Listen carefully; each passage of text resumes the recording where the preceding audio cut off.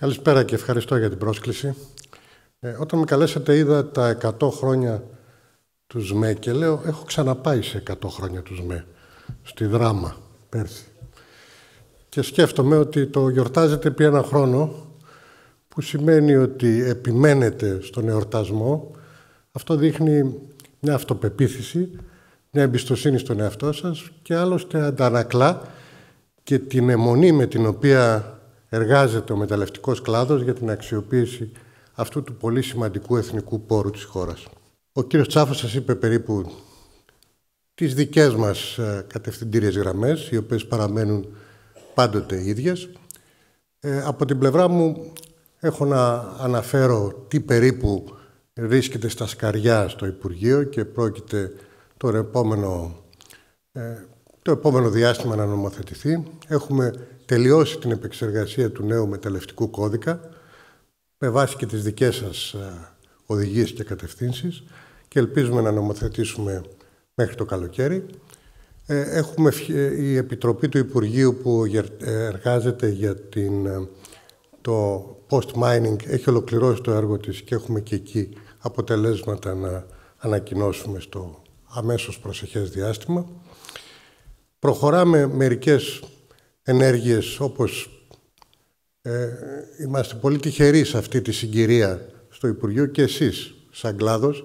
Η Ευρώπη επιτέλους έχει φτιάξει το Critical Raw Material Act, που σημαίνει ότι οι κρίσιμες ορυκτές πρώτες ύλες μπαίνουν στη στρατηγική της Ευρωπαϊκής Ένωσης και έχουμε τη χαρά οι πρώτες 47 προτάσεις που χαρακτηρίστηκαν στρατηγικές από την Ευρωπαϊκή Επιτροπή πρόσφατα να περιλαμβάνουν και 3 δικές μας ελληνικές προτάσεις, μία στην πραγματικότητα, που αφορά την ανάπτυξη μιας νέας δραστηριότητας για την αλουμίνα και το βωξίτη με παρεπόμενο το γάλλιο. Αυτή, όπως αναφέρθηκε, η επένδυση θα κατοχυρώσει την ευρωπαϊκή ανεξαρτησία στο γάλλιο 100%. Δηλαδή η Ελλάδα θα φτιάξει το γάλλιο όλης της Ευρώπης. Ελπίζουμε αυτή η πρωτοπορία να ακολουθεί και από άλλες. Έχουμε σε εξέλιξη το διαγωνισμό για το αντιμόνιο της Χίου, που και εκεί, αν καθησυχάσουμε την τοπική κοινωνία, που ελπίζω ότι θα το κάνουμε και θα καταλάβει την αξία και την προστασία του περιβάλλοντος που θα φροντίσουμε να υπάρχει, και εκεί θα κατοχυρώσουμε μια απόλυτη ανεξαρτησία της Ευρώπης στο πολύ σημαντικό ορυκτό αυτό του αντιμονίου. Εργαζόμαστε για να φτιάξουμε νέους διαγωνισμούς για χαλκό. Οι ελληνικές εταιρείες μας έχουν δώσει δείγματα ότι σχεδιάζουν σημαντικές επενδύσεις στην ανακύκλωση υλικών, όπως είναι το νικέλιο, όπως είναι ο χαλκός, όπως είναι μια σειρά ορυκτές πρώτες ύλες, ακόμα και σίδερο που δεν είναι βέβαια στρατηγικό. Θα ήθελα να πω δηλαδή με αυτή την ευκαιρία ότι είμαι πάρα πολύ αισιόδοξος ότι ο κλάδος έχει μπροστά του μια πολύ θετική περίοδο στην οποία θα μπορεί να αξιοποιήσει τα κρίσιμα ορυκτά, θα μπορεί ο λατομικός κλάδος να αναπτύξει τις δραστηριότητες του σε σχέση με την οικονομική δραστηριότητα που αυξάνεται στη χώρα μας, την κατασκευαστική. Φυσικά υπάρχουν πάρα πολλές προκλήσεις. Η κυριότερη πρόκληση, όπως ξέρετε, είναι το να πείσουμε τις τοπικές κοινωνίες και το σύνολο της κοινωνίας ότι η μεταλλευτική δραστηριότητα έχει τεράστια αξία και δεν ενοχλεί με τον τρόπο που γίνεται με τα σύγχρονα μέσα και με τις πρόνοιες για την περιβαλλοντική προστασία. Αυτό είναι η κυριότερη πρόκληση που έχουμε. Να φτιάξουμε το image του κλάδου και να προσελκύσουμε νέα χρήματα, νέες επενδύσεις και ενδιαφέρον. Η δεύτερη πρόκληση είναι φυσικά οι άνθρωποι.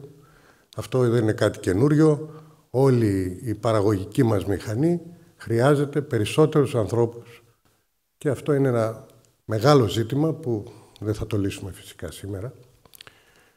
Και φυσικά το τρίτο ζήτημα είναι να αντιμετωπίσουμε τεχνικά θέματα με έναν τρόπο που θεσμικά να είναι αποδεκτός. Φέρνω σαν παράδειγμα την υπόγεια εξόρυξη, η οποία ξέρω ότι την έχουμε υποσχεθεί και ακόμα δεν την έχουμε επιτύχει να θεσμοθετηθεί με τον τρόπο που ικανοποιεί την μεταλλευτική δραστηριότητα. εργαζόμαστε σε αυτό. Ή μετά τα θέματα τα αδειοδοτικά. Ξέρετε όλοι ότι το Critical Material Act επιβάλλει στα κράτη να ορίσουν μια υπηρεσία μίας τάσης, η οποία να έχει σε 2 χρόνια παραδώσει όλες τις αδειοδοτικές τις διαδικασίες. Αυτό φαντάζει λίγο μαγικό, όχι μόνο στην Ελλάδα, σε πανευρωπαϊκό επίπεδο, αλλά είναι μια πρόκληση που οφείλουμε να την αντιμετωπίσουμε με επιτυχία. Εργαζόμαστε σε αυτό. Οι προκλήσεις άλλου τύπου, όπως είναι οι επιθεωρήσεις. Έχουμε λίγο κολλήσει με τις επιθεωρήσεις και δεν έχουμε αρκετό κόσμο. Πρέπει να χρησιμοποιήσουμε το μυαλό μας για να φτιάξουμε ένα outsourcing πιθανόν. Δουλεύουμε και σε αυτό. Με αυτή την ευκαιρία, τα πολύ λίγα που σας είπα, θέλω να επαναλάβω την προσωπική μου έτσι δέσμευση και αγάπη για τον κλάδο. Τυχαίνει στη ζωή μερικά πράγματα σε σημαδεύουν. Το πρώτο έτος των σπουδών μου το έκανα μαζί με τους μεταλλιολόγους και έτσι μπορώ να θεωρώ τον εαυτό μου παρατρίχα μεταλλιολόγο και με συγκινεί η δραστηριότητα αυτή.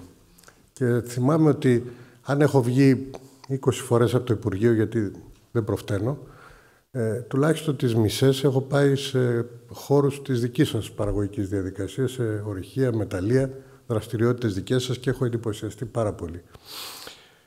Με αυτά τα ολίγα, σας ευχαριστώ. Εύχομαι καλή επιτυχία στις δραστηριότητές σας και σας χαιρετώ.